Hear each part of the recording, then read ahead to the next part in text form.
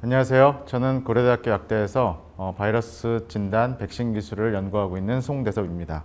오늘 말씀드릴 주제는 원헬스 관점에서 코로나 바이러스의 종간 전파 감염의 특성하고 그리고 융합 연구를 통해서 어떻게 바이러스 진단 백신 기술이 개발되고 있는지 제가 현재 연구하고 있는 내용을 간략하게 말씀드리도록 하겠습니다. 파트 1의 첫 번째 목차는요. 잘 아시는 것처럼 질병 X, 지금 코로나19가 첫 번째 질병 X로서 맹위를 떨치고 있는데요. 이 질병 X에 대한 일반적인 얘기 그리고 앞으로 어떠한 감염병들이 계속해서 문제가 될지에 대한 얘기와 함께 그 다음에 이런 코로나19와 마찬가지로 계속해서 문제가 되고 있는 주요 바이러스 감염병에 대해서 설명을 드리고요. 그 중에서도 특히나 큰 문제를 유발하고 있는 특히나 국내 양계 산업에 큰 피해를 유발하고 있고 실제 소비자들이 계란값의 급상승으로 인해서 큰 피해를 유발하고 있는 고병원성 인플루엔자 바이러스에 대한 설명 그리고 이를 대응하기 위한 기술을 어떻게 융합연구로 풀어나가는지에 대해서 말씀을 드리도록 하겠습니다. 잘 아시는 것처럼 최근 들어서 이제 질병 X, 감염병 X라고 하는 단어가 일반 분들에게도 상당히 많이 알려지고 있는데요. 한 3년 전에 노벨 수상자들한테 만약에 지구가 멸망한다면 어떠한 이유 때문에 멸망할 것이냐라는 설문조사를 한 적이 있습니다. 그랬더니 가장 높은 비율로 공통적으로 얘기하는 것이 인구 문제, 인구의 폭발, 그리고 핵전쟁 이런 것들이 50% 이상을 차지했는데요. 주목할 만한 부분은 여기 붉은색으로 나온 것처럼 감염병도 지구가 멸망을 한다면 그 주요한 원인이 될 것이다 라고 해서 노벨상 수상자들이 이미 지적한 바가 있고요. 이 감염병 X는 사실 2018년도 3월 달부터 WHO를 통해서 처음으로 이제 나타난 개념인데요. 보시는 것처럼 이 질병 X에서의 X는 unexpected라는 영어에서 차용된 그런 문자로서 우리가 예측이 불가한 예측할 수 없는 그런 감염병이다라는 뜻을 가지고 있습니다. 그래서 이런 감염병 X, 질병 X의 소스가 될 수 있는 것들은 굉장히 다양한 것들이 있는데요. 여기 왼편에 보시는 것처럼 테러리즘도 포함이 될 수 있고요. 다음에 생물학적 무기, 다음에 DNA 조작을 통한 어떠한 재앙들, 이런 굉장히 여러 가지들, 특히 그리고 동물들도 질병 X의 새로운 소스가 될 수 있다라고 얘기하고 있는데요. 가장 대표적인 것이 질병 중에서도 감염병 그리고 좀 전에 말씀드린 것처럼 그런 예측할 수 없는 감염병 X가 굉장히 전 세계 인류의 멸망의 원인이 될 수 있다고 경고를 하고 있습니다. 그러면 이런 감염병 X에 대응하기 위해서는 어떤 것들이 필요하냐? 잘 아시는 것처럼 일찍 진단해서 그 진단을 통해서 감염된 사람들을 격리하고 추적하고 격리해서 빠르게 전파를 막아주는 것이 아주 기본적인 그런 대응 방법이라는 것은 감염병을 전공하지 않더라도 지금 워낙 코로나19 사태 2년 가까이 지속되고 있기 때문에 많은 분들도 다 공감을 하실 것이라 믿습니다. 그래서 정리를 해드리자면 질병 X는 2018년도 3월 달에 WHO에서 최초로 소개된 개념으로서 예측하기 어려운 신종 감염병이 문제가 될 수 있다는 것이고요. 불행하게도 2019년도 12월부터 나타난 코로나19 바이러스가 코비드-19이 첫 번째 질병 X, 첫 번째 감염병 X가 첫 번째 사례가 돼서 지금까지 문제가 되고 있습니다. 사실 질병 X라는 개념이 나오기 전에는요, 2년 주기로 WHO에서 매년 내년에는 어떠한 감염병들이 문제가 될 것이냐 이런 리스트를 쭉 발표를 했습니다. 그래서 8가지에서 10개 정도의 감염병 리스트를 쭉 발표를 했는데 저희 감염병을 연구하는 사람 입장에서 이 질병 X, 디지즈 X라는 단어는 굉장히 신선하고 충격적이었어요. 왜냐하면 이렇게 매년 예측하듯이 여러 가지 질병을 소개하다가 2018년부터는 아예 이런 것들을 예측하는 것이 무의미하다 이런 의미 정도로 이런 아예 예측 불가한 질병이 나올 수도 있다는 걸 경고했었고 이런 것들이 2019년도 12월 달에 실제적인 사례가 되었습니다. 잘 아시는 것처럼 20세기 이전 그러니까 1900년대에 주기적으로 이런 감염병들이 발생을 했었고요. 다음에 21세기에 들어서는 이런 팬덤이라고 부르는 대유행의 감염병의 이런 전파가 주기적으로 나타나는데 아주 중요한 특징은 그 주기가 굉장히 짧아지고 있다는 것이죠. 그래서 2019년도 연말부터 신종 코로나, 코비드-19이 전 세계적으로 전파가 돼서 최근 기준으로 2억 명 이상 감염이 되고 439만 명 이상이 사망을 한 아주 굉장히 큰 피해, 이런 인명피해뿐만이 아니라 전 세계 경제가 아예 파탄나는 수준의 그런 감염병이 인류를 위협하고 있습니다. 근데 더 무서운 것은 제가 여기 정점이 아니라고 지금 표시를 해놨는데요. 유례 없이 빠른 속도로 백신이 소개되고 있음에도 불구하고 지금 전 세계적으로 하루에 신규 감염자 수가 65만에서 70만 명 정도 나오거든요. 근데 2020년도 3, 4월 달에 한참 전 세계적으로 피크를 친다고 할 때 하루에 확진자 수가 35만에서 40만 명이었어요.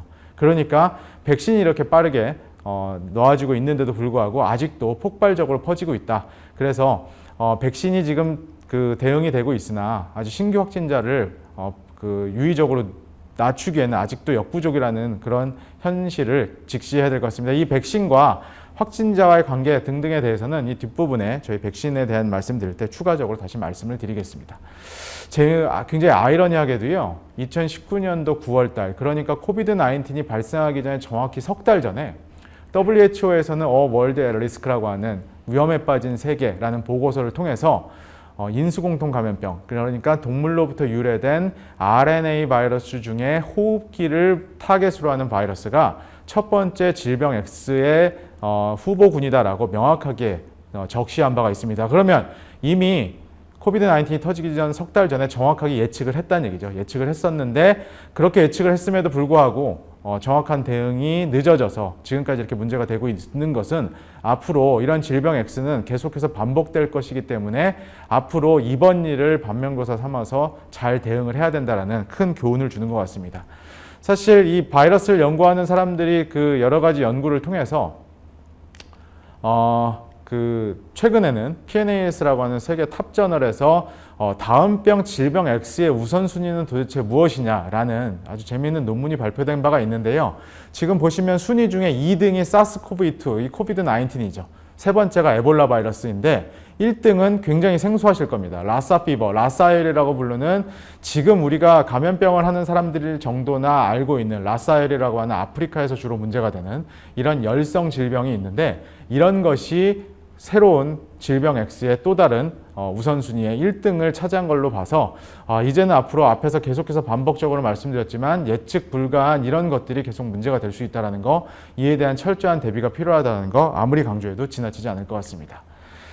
그러면 지금부터는 이러한 감염병, 이러한 신종 감염병이 왜 자꾸 문제가 되느냐에 대한 원인에 대해서 한번 간략하게 서로 논의를 하도록 하겠습니다. 보통 우리가 이제 선을 넘는다는 표현을 하는데요. 지금 배경화면에 보이시는 것처럼 이 아마존강에 있는 산림, 아마존에 있는 열대 우림이 굉장히 난개발을 통해서 저렇게 잘려나가고 지금 남아있는 열대 우림과는 극명하게 대비를 나타내고 있는데요. 많은 사람들이 지적하는 것처럼 우리가 지금은 상식적으로 알고 있지만 이런 자연이 파괴되기 때문에 거기에서 서식지를 갖고 살아가던 야생동물들이 자꾸 도시로 넘어오게 돼서 문제를 유발할 수 있다는 게 큰 원인 중에 하나라고 알려져 있죠. 2020년 8월 달에 이게 논문으로 아예 증명이 됐는데요. 네이처의 논문으로 나온 거에 보면 지금 보시는 것처럼 도시화가 진행이 되면 될수록, 그러니까 이런 난개발이 이루어지고 도시화가 진행되면 될수록 인수공통 감염병을 보유한 동물들의 종이 약 1.7배 정도 유의적으로 증가하고 있고, 조류나 박쥐나 지금 설치류로 대표되는 쥐 같은 경우도 1.96배, 1.45배, 1.52배 이렇게 유의적으로 확률이 높아지는, 그러니까 이렇게 난개발이 이루어지면 자연이 파괴가 되면, 즉 상식적으로 알고 있듯이 자연 파괴를 통해서 이러한 인수공통 감염병을 자꾸 유발할 수 있는 동물들이 자꾸 사람들의 이런 면으로 넘어온다는 것은 보고된 사실과 우리의 상식과 동일합니다. 그런데 그것만으로 그러면 이러한 새로운 질병들이 계속 나타나느냐? 그거는 아닌 것 같습니다. 지금 사실은 앞서 환경보호론자들이 중점적으로 지적하고 있는 이런 부분이 주요한 이런 인수공통 감염병이 촉발되는 원인이긴 하지만, 그거 플러스 우리가 소위 얘기하는 공장식 축산, 그러니까 고기를 위해서 이런 동물들의 어떤 복지나 이런 건 상관없이 그냥 밀집 사육을 하고, 이러한 공장식 축산도 이러한 새로운 바이러스를 감염시키는 원인체로 하는 촉발된다는 것은 학계에 널리 알려진 사실인 것 같습니다. 그래서 이러한 공장식 축산을 통해서 멀리 친환경 이렇게 널찍하게 떨어뜨려서 사육을 하면 그런 문제가 안 생길 것인데, 외부에서 감염병이 유입이 됐을 때 감염률도 매우 높여주고, 다음에 밀집 사육을 통해서 면역력이 떨어지다 보니까 얘네들이 더 병원성이 세게 나타나고, 그리고 그 안에서 또 다른 새로운 병원체가 재조합이 돼서 다시 생겨나는 이런 악순환을 통해서 새로운 바이러스가 출현된다라고 인정되고 있습니다. 우리가 이러한 그 종을 뛰어넘는 코로나19로 대표되는 또는 그 고병원성 인플루엔자 같은 경우도 사람에 감염이 돼서 사망을 유발할 수 있는, 우리나라에는 아직까지는 없지만요. 이런 것들이 이제 좀 어려운 용어로 스필오버, 유출 감염이라고 합니다. 이 유출 감염은 좀 어려운 단어긴 하지만 우리가 이해해야 될 부분이 동물과 사람의 인터페이스, 얼굴을 맞대고 있는 면이죠. 이 면이 멀면 멀수록 감염이 없어집니다. 그런데 코로나19의 사례에서 보듯이 중국의 그 우한의 화난 수산시장에서 보시면 우리가 정말 구경하지도 못한 이런 굉장히 희귀한 열대 야생 동물들을 어떤 위생 처리도 없이 그냥 자유롭게 사고 팔고 거기서 도축을 하고 이러하는 과정에서 이런 사람과 동물의 인터페이스, 면이 매우 가까워지기 때문에 이런 것들이 넘어왔던 사례의 원인이 되는 것 같습니다. 지금 보시는 것처럼 역사상 이런 수많은 동물에서 사람에게 넘어온 수많은 사례가 있습니다. 기생충, 바이러스, 세균 할 것 없이 수많은 사례들이 있고요. 이런 것들을 보면 다시 한번 말씀드리지만 동물과 사람의 인터페이스 접점이 넓어져야 된다, 멀어져야 된다라는 게 이러한 감염병이 다시 발생하는 것을 막는 사례가 될 것 같습니다. 서론 부분에서 마지막 부분인데요. 사실 저희 바이러스를 연구하는 사람들 입장에서는 2017년도 연말에 나왔던 네이처 메디슨에 나왔던 논문을 주목하고 있습니다. 그 당시에 박쥐의 바이러스가 돼지에 전파가 돼서 이제 새드 바이러스라고 하는 코로나 바이러스가 돼지로 넘어가서 돼지 수만 마리가 폐사하는, 몰살당하는 사례가 있었습니다. 근데 그 당시에는 이 박쥐 바이러스가 또 돼지로 넘어가서 돼지들이 많이 죽었네 하는 정도로만 일반인들한테만 그렇게 노출이 됐었지, 이 당시에 그 과학자들이 느꼈던 어떤 공포감은 이 박쥐 바이러스가 전혀 생태계를 달리 사용하고 있는 이런 돼지까지 죽일 수 있구나 놀랐었고, 그리고 잘 아시는 것처럼 이 바이러스 관련된 영화의 거의 교과서적인 영화라고 할 수 있는 컨테이전이라고 하는 영화와 똑같은 그런 상황이 실제 상황에서 나타나고 있었는데, 이 당시에 조금 더 확실한 검사 그리고 조금 더 철저한 대응이 있었다면 지금 코비드 19의 사태를 조금이라도 막을 수 있었을 텐데 하는 그런 사후 아쉬움들이 여기저기서 굉장히 많이 나오고 있습니다. 그런데 여기서 또 한 가지 교훈은 앞으로 계속해서 반복된다고 그랬죠. 그렇기 때문에 지금 나오고 있는 이 코로나19의 상황을 잘 반면교사 삼아서 앞으로 철저한 대응이 필요하다고 다시 한번 말씀드리고 싶습니다. 지금부터는 이제 코로나 바이러스에 대해서 조금 자세하게 말씀을 드리겠습니다.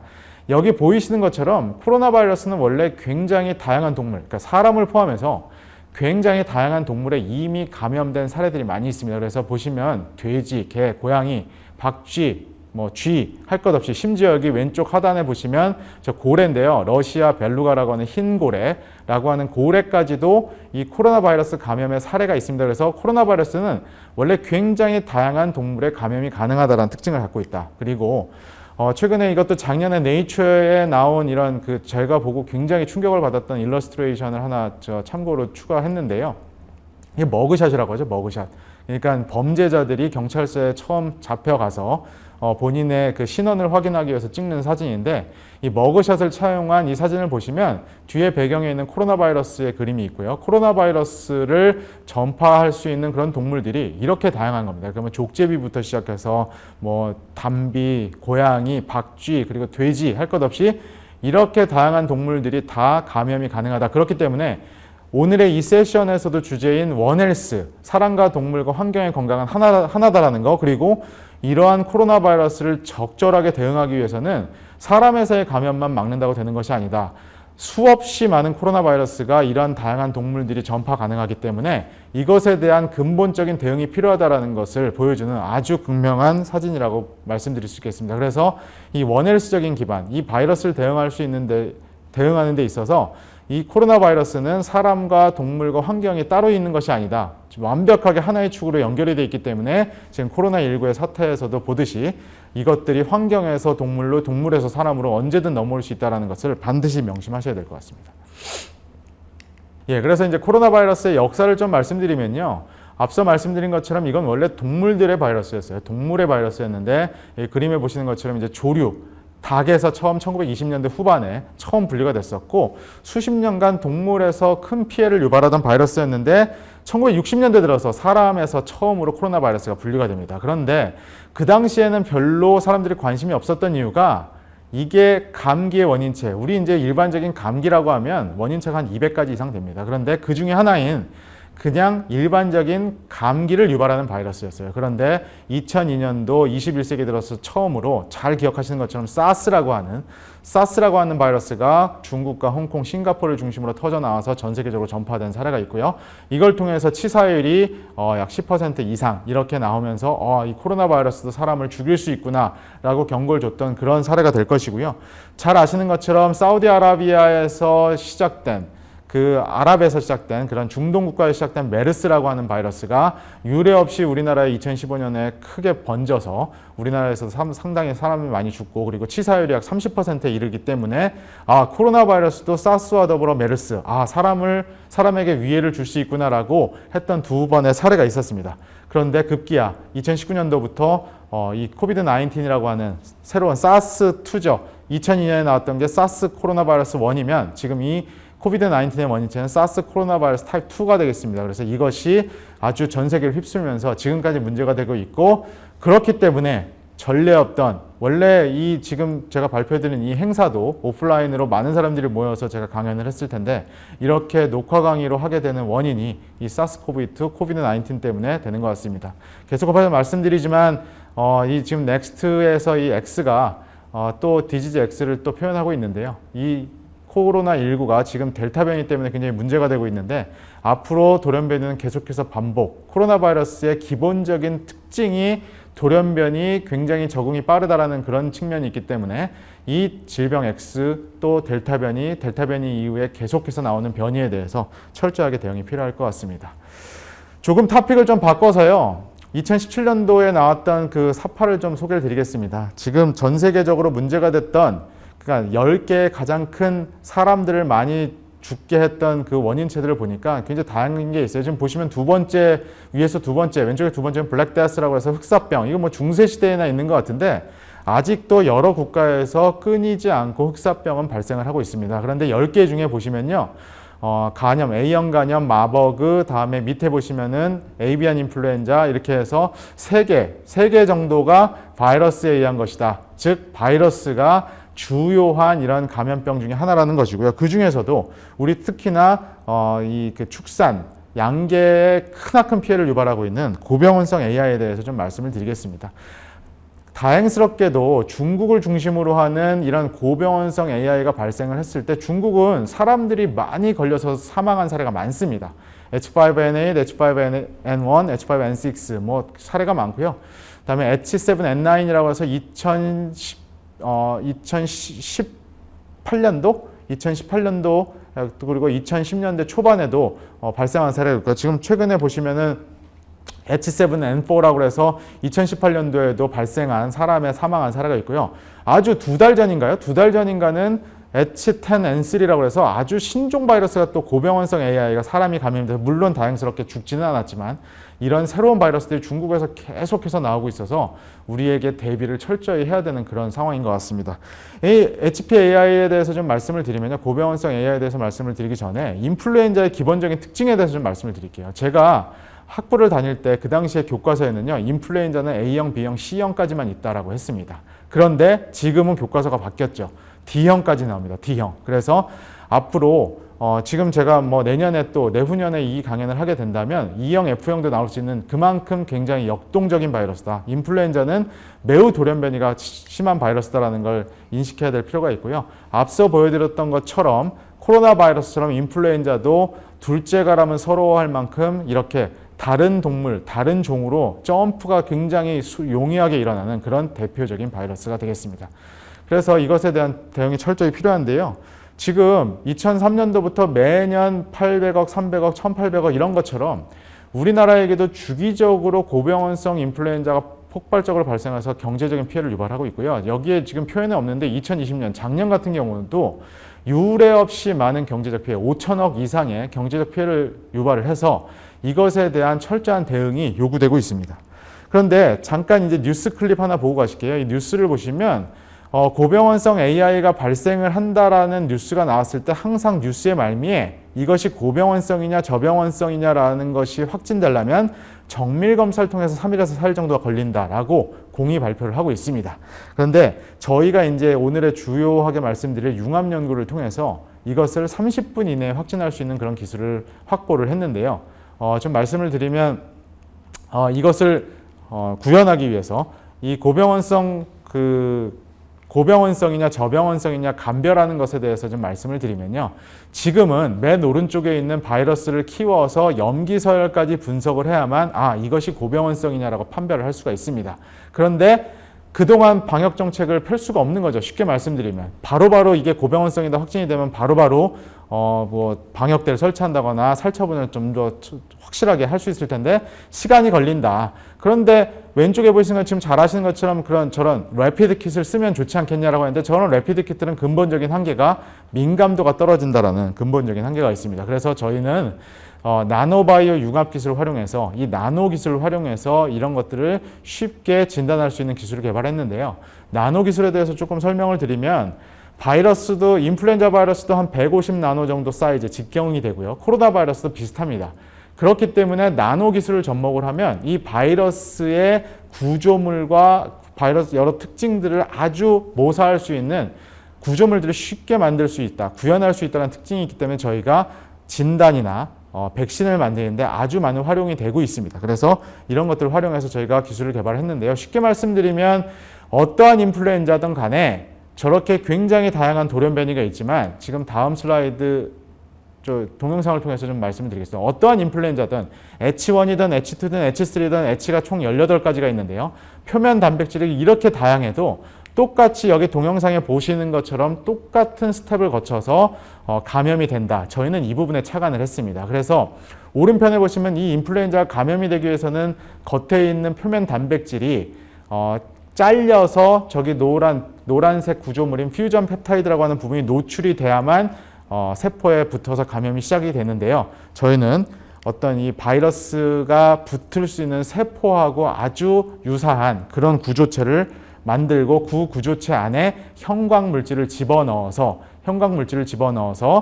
이 바이러스의 특이적인 반응을 보이면 형광이 터지고 이런 것들이 반응을 보이지 않으면 터지지 않는 이런 성질을 이용한 이런 나노점을 이용해서 진단 기술을 개발했습니다.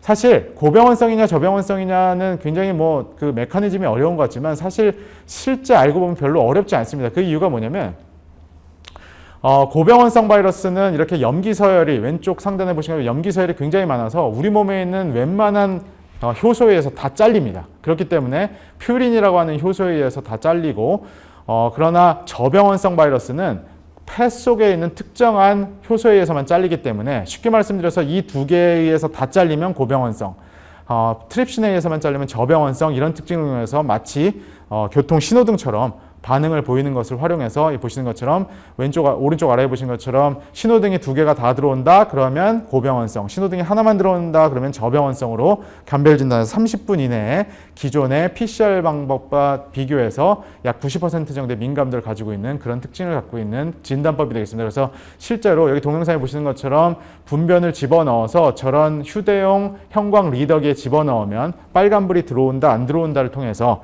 획기적으로 짧은 시간에 검출할 수 있는 특성이 있고요. 기존에 PCR로 대표되는 코로나 때문에 PCR 다 잘 아시겠지만 가장 민감한 PCR 검사 대비해서 약 90% 정도의 민감도 그러나 PCR이 못하는 이게 고병원성이냐 저병원성이냐를 감별할 수 있는 특징을 갖고 있기 때문에 굉장히 앞으로 각광을 받을 것이고 현재 기술 이전이 끝나서 상용화 단계에 있습니다. 그래서 앞으로 저희가 굉장히 좋은 저널에도 발표한 바가 있고요. 이런 것들은 상용화 되기를 기대하고 있습니다.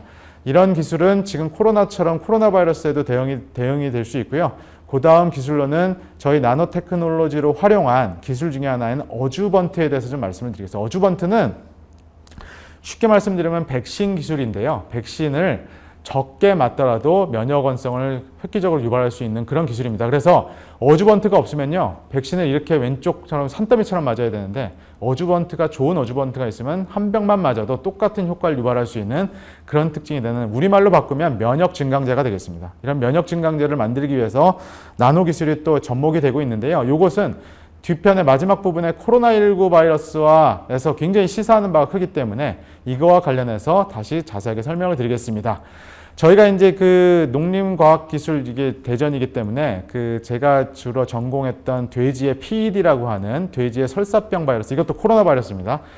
제가 이제 박사학위 때 경구용 백신을 개발해서 지금 현장에서 많이 활용이 되고 있는 백신을 이런 어주번트, 코팅을 하는 어주번트를 개발을 해서 현재 임상 시험을 하고 있는 거 간략하게 좀 소개를 드리면요. 지금 이제 돼지가 이게 먹는 백신인데 이게 사실 이 백신을 먹게 되면 잘 아신 것처럼 위가 굉장히 산도가 높기 때문에 위에서 바이러스가 다 녹아버립니다. 그래서 적절한 면역 유도가 쉽지는 않은데요. 저희가 이런 앞서 말씀드린 나노테크놀로지를 활용해서 코팅을 해서 위산에서는 굉장히 저항성 있게 견디고 소장에 가서 이 코팅을 벗는 이런 기술을 활용해서 기존의 경구용 백신의 면역 원성을 획기적으로 올리는 그런 기술들을 현재 개발해서 임상시험을 진행하고 있습니다. 그래서 이런 나노 기술들을 활용하면은 이런 어주번트, 지금 뭐 인플루엔자의 사례 또는 지금 코로나 바이러스의 사례와 더불어서 이렇게 어주번트를 활용한 면역 증강제를 활용할 수 있고요. 인플루엔자 같은 경우에 저희가 최근에 이제 그래프를 보시면 실제로 마우스 모델에서 했을 때 유의적으로 방어 효과가 개선되는 것을 확인을 해서 논문으로도 발표를 하고 최근에 논문도 나왔고 지금 이것도 상용화 단계에 있습니다. 그래서 이러한 나노 기술들을 활용하면 면역 증강제도 획기적으로 개발될 수 있겠다라는 것을 소개를 드립니다. 자, 벌써 이제 그 결론을 말씀드릴 시간이 되었는데요. 그러면 이런 감염병 X, 제가 줄기차게 얘기했던 질병 X를 대응하기 위해서 어떻게 해야 되느냐. 원헬스 기반, 즉 코로나 사태에서 예를 들었지만 사람과 동물과 환경의 건강은 연결되어 있기 때문에 이 하나도 어떤 하나도 소홀히 해서는 안 되는데 우리 하나의 기술로만 할 것이 아니라 적극적으로 융합 연구가 필요하다는 거, 제가 실제로 했었던 나노와 바이오가 융합했던 그런 기술에 대해서 소개를 드렸고요. 그래서 이 원헬스 그림, 요 그림만 오늘 잘 이해를 해주셔도 제가 오늘 강의 드린 건 상당히 만족스러울 것 같은데 좀 바깥에 있는 그 흰 화면이 사실 환경을 표현하고 싶습니다. 그래서 환경과 동물과 사람의 건강은 하나다라는 거, 그리고 말씀드린 것처럼 다시 한번 말씀드리면 빠른 진단, 그리고 백신으로 대표되는 예방, 그리고 지금 이제 아직까지 코로나19 같은 경우는 치료제가 안 나왔는데 적절한 치료법이 이것이 3박자가 맞아야만 사실 대응이 적절하게 이루어질 것 같습니다. 사실 진단과 예방과 치료만으로 모든 것이 극복되지는 않습니다. 지금 뭐 MPI라고 하는 그 비약물적 중재라고 해서 우리가 이제 사회적 거리두기로 대표되는,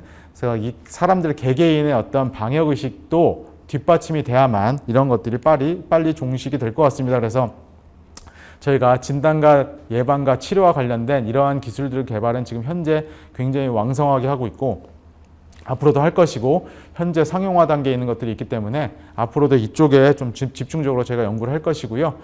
마지막으로 이제 좀 강조를 드리고 싶은 거는요. 코로나19가 워낙에 문제가 되다 보니까 1년도 안 돼서 mRNA 백신이라고 하는 것이 나왔어요. 지금 왼쪽 아래 그림 보시면 굉장히 이제 드라마틱한데 모더나 같은 경우는 처음으로 염기 서열이 나오고 난 다음에 2달 만에 백신 임상에 들어갔습니다. 파이자는 넉 달 만에 임상에 들어갔어요. 근데 기존에 백신이라고 하면 처음 질병이 생기고 난 다음에 15년씩 걸리는 것인데 이게 2달, 넉 달 만에 임상에 들어갔거든요. 근데 이게 어떻게 가능했느냐? 지금 나노바이오 융합 기술의 사례가 될 것입니다. 이 mRNA 백신을 감싸고 있는 이 오른쪽 아래 그림 보시면 싸고 있는 코팅 기술이 획기적으로 mRNA 백신이 접종될 수 있고, 그리고 지금 이제 18세에서 49세 사이의 국민들도 지금 백신을 지금 신청받고 지금 맞기 시작을 했는데 이렇게 빠르게 될 수 있었던 그 원인이 바로 이 나노바이오 융합 기술을 통해 나노파티클, 과거라면은 굉장히 오래 걸렸을 이 백신 기술이 획기적으로 시간을 단축시킬 수 있었던 그런 사례가 이 나노바이오 융합 기술이었다는 점을 마지막으로 소개를 드리고 싶습니다. 사실 제가 코로나19 바이러스를 코비드-19을 연구하고 있기 때문에 도대체 이게 언제 끝나느냐라고 수많은 분들이 묻고 있습니다. 그런데 오랫동안 코로나 바이러스를 연구한 제가 볼 때는 제 입장에서는 지금 여기 나오고 있는 수많은 석학들과 다르지 않게 굉장히 오래 갈 것이다. 이것이 아무리 백신이 나오고 치료제가 나온다 하더라도 코로나 바이러스는 지금 델타 변이의 사례에서 보듯이 워낙에 무증상 감염이 가능하고 전파가 빠르고 그리고 백신을 하더라도 우리가 천연두나 홍역에서처럼 멸균 면역이라고 하는 백신을 맞고 나면 걸리지 않는 이런 홍역 백신과는 다르게 백신을 맞아도 얼마든지 감염이 될 수 있고 전파를 할 수 있는, 그러면 백신을 뭐하러 맞느냐? 백신을 맞게 되면 절대 중증으로 가지 않는다. 더 쉽게 말씀드리면 백신을 맞고 나서는 감염돼도 절대 죽지 않는다. 이런 효용성 때문에 맞는 백신이기 때문에 기존에 백신을 맞으면 절대 감염이 되지 않는다라는 그런 환상에선 벗어날 필요가 있다라는 말씀을 드리면서, 과연 백신이 나오면 인류가 구원될 것인가? 구원됩니다. 구원되죠. 절대 안 죽으니까요. 그러나 완벽하게 과거의 생활로 돌아가는 건 불가능할 수 있다라는 그런 조금 긍정적인 예측을 드려야 되는데, 그렇기 때문에 스필오버에서 데이비드 콰먼이 그렇게 역설했던 모든 것은 우리에게 달려있다. 자, 아까도 말씀드렸지만 사회적 거리두기로 대표되는 일반인의 마스크를 중심으로 한 개인위생이 뒷받침되지 않으면 절대로 코로나가 없어지는 세상은 예상할 수 없다라는 그런 말씀을 드리면서 오늘 제 발표, 지금 마지막 슬라이드인데 지금 홍역 같은 경우는 백신을 2번만 맞으면요 99% 감염 자체를 막아줍니다. 그런데 코로나19는 지금 뉴스에서 돌파 감염력이 계속 나오는 것처럼 그런 백신이 아니기 때문에 백신에 대한 개념의 패러다임을 바꾸셔야 된다라는 말씀을 드리면서 오늘의 발표를 마치도록 하겠습니다. 오랜 시간 동안 경청해 주셔서 감사합니다.